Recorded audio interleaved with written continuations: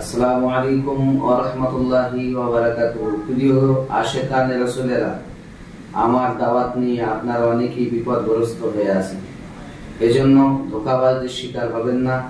আমার সঙ্গে সরাসরি এই নাম্বারে যোগাযোগ করুন, যেটা স্ক্রিনে দেওয়া হলো।